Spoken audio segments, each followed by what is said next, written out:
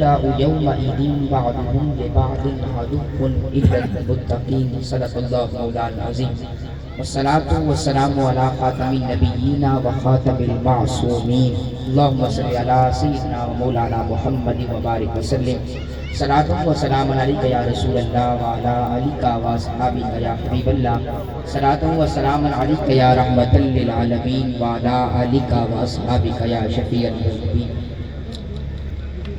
نگاہ ولی میں وہ تاثیر دیکھی، بدلتی ہزاروں کی تقدیر دیکھی. اللہ تبارک و تعالیٰ کی تعریف توصیف، اس کی حمد و ثنا، جو کہ خالق کل کائنات بھی ہے اور مالک شخصیات بھی.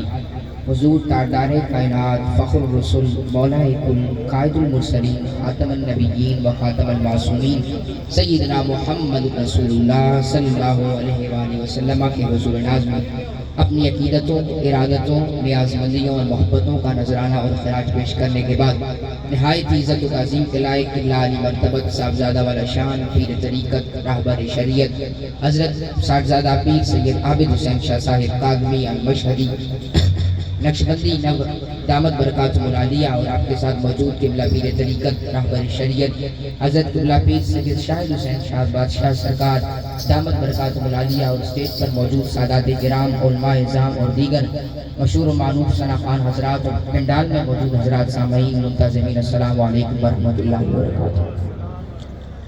اللہ تبارک و تعالیٰ کا فضل، اس کا کرم، اس کا احسان، اس کا شکر کہ ہم پہلا اس مبارک قبلہ فخر السادات، زینت الاولیاء، عاشق رسول، منبع جود و سخاوت، نور علم و حکمت حضرت الحاج پیر سید عاشق حسین شاہ صاحب کاظمی المشہدی الموصلی نقشبندی نور اللہ مرکزہ کے مزار پر انوار کے سامنے حاضر ہو کر منا رہے ہیں.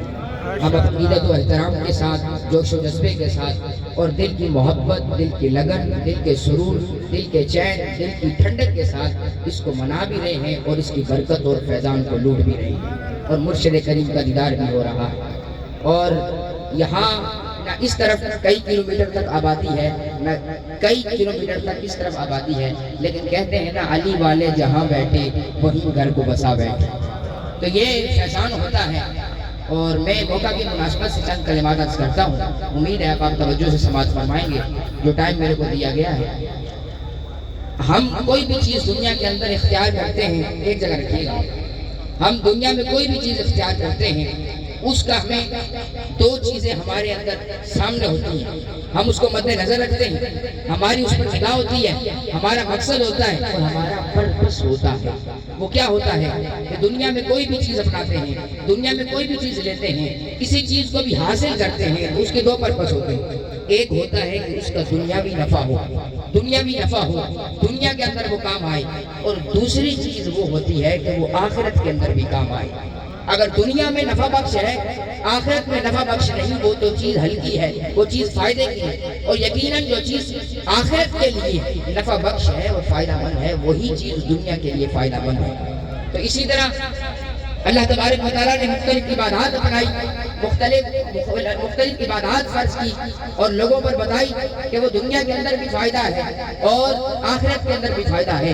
اب سوال یہ ہے کہ ہم جو یہاں بیٹھے ہیں، کیا اس کا ہمیں آخرت میں بھی کوئی فائدہ ہوگا یا نہیں؟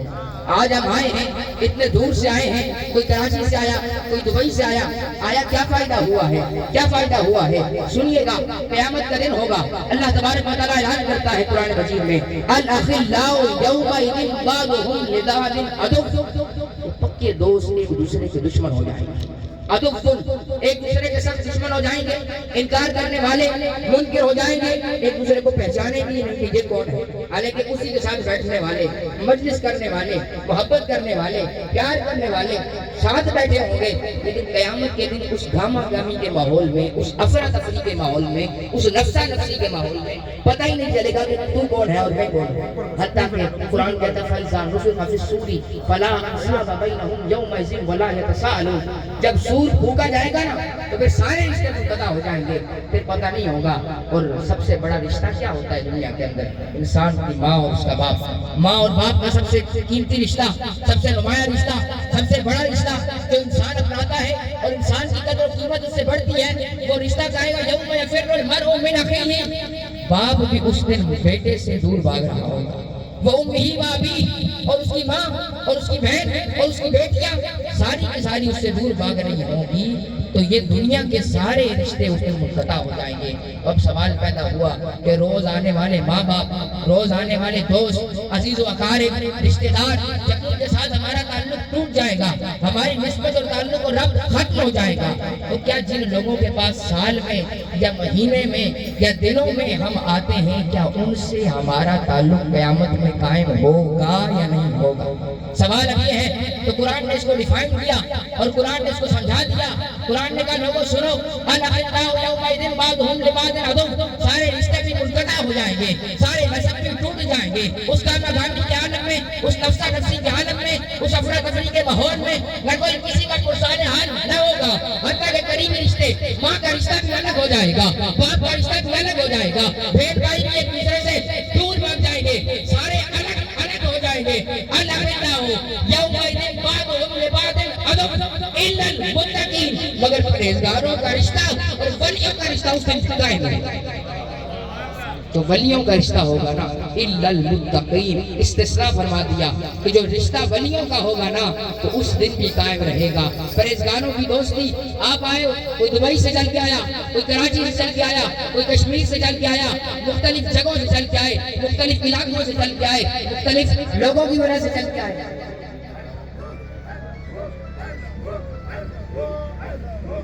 نعرہ تکبیر، نعرہ تحقیق، نعرہ حیدری، نعرہ غوثیہ، جیوے جیوے جیوے جیوے۔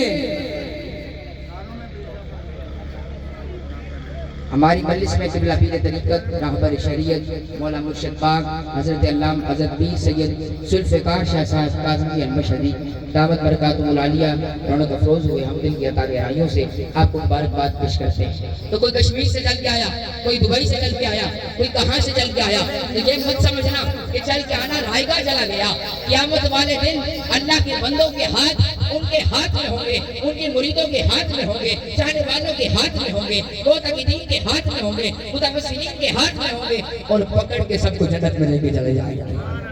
یومئذ بعضهم لبعض عدو الا المتقین، سوائے جو پرہیزگاروں کی دوستی ہوگی نا، اس کے علاوہ ساری دوستیاں اس دن ٹوٹ جائیں گی۔ تو اب کیا ہے وجہ، کیا ہے؟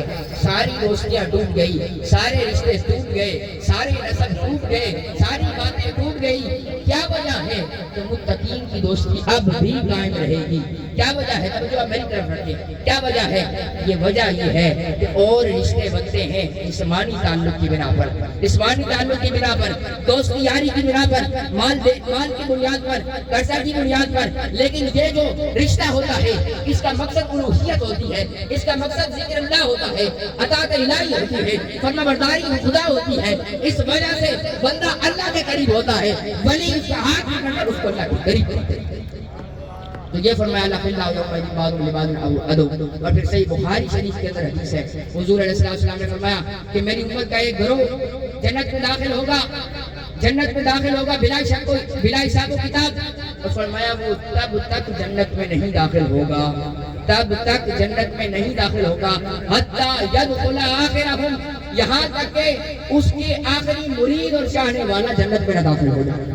کسی کو شک ہو تو حدیث کے ریفرنس میرے سے لے لینا، میرے پاس موجود ہے، اور مسند احمد بن حنبل میں روایت ہے، یہ بھی صحیح سند سے روایت ہے، مسند احمد بن حنبل میں روایت ہے کہ یہ ایمان والے جو ہوں گے، یہ اولیاء اللہ جو ہوں گے، یہ اللہ کی بارگاہ میں جائیں گے، وہ کہیں گے کہ بھائی جب بڑے بڑے اپنے سے اعلان فرات کر دیں گے، وہ کہیں گے تم میرے نہیں، میں تمہارا نہیں، پھر کیا ڈھونڈتے ہو، آؤ مسجد کی طرف آؤ۔ میں نے کہا وہ تمہارے بڑے ہوں گے، ہمارے بڑے تو ہمیں جنت میں پہنچا کے آئیں گے۔ میں نے کہا وہ تمہارے بڑے ہوں گے جو تم سے اعلان فرات کریں گے، ہمارے بڑے تو جنت میں پہنچا کے آئیں گے۔ مسند احمد بن حنبل کے اندر حدیث موجود، حضور علیہ السلام نے فرمایا ایمان والے ایمان والے اپنے رب سے جھگڑا کریں گے، پیار والا جھگڑا، یا اللہ ان سارے چاہنے والوں کو جنت میں داخل کرے۔